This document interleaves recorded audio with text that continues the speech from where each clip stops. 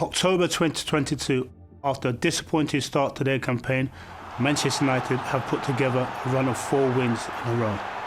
Eriksen for Rashford, it's 3-1. With confidence building, Erik ten Hag takes his side across the city to the home of the champions. In the Manchester derby, the humiliation for the visitors continues. Fast forward 3 months and United are once again on a run of 4 straight victories in the league. 3-0 and 3 points for Manchester United. And once again, it's Manchester City who will provide the ultimate test of their progression. We're about to find out if Manchester United are now in a position to make their rivals sweat.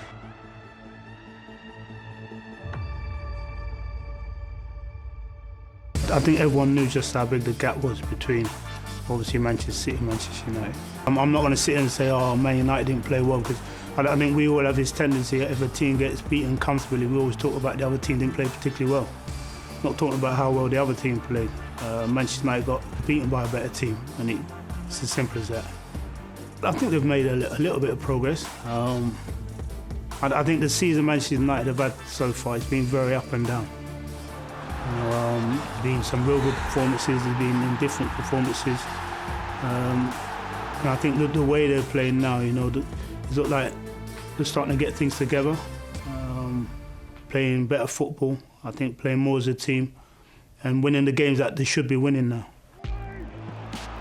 Marcus Rashford, Manchester United's top scorer this season, finds the net. We can't forget that for the last couple of years, Marcus Rashford has not been Marcus Rashford, so not quite sure what happened to him then this season.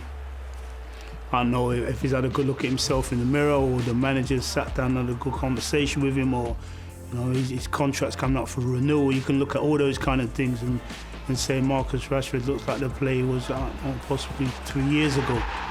And fair play to him, hopefully he continues that. It's a little hug between coach and Rashford, no hard feelings. Whatever was done for the right reasons. He's brought discipline in. If you look at previous managers that we had, I think a lot of the players were getting away with a lot. And I think that started going to the performances as well. Obviously me playing under Sir Alex Ferguson, discipline was a massive thing, but amongst players as well. And so, I think as a team, you've all got to look at yourself as individuals and ask yourself the question and then play together as a team to get the results that you need. It's all about us, and of course opponent is always plays an important role in football, but you have to play your best game, and that is what I demand tomorrow from my players, that they are on the pitch and play their best game together and act as a winner. A derby, form goes out the window.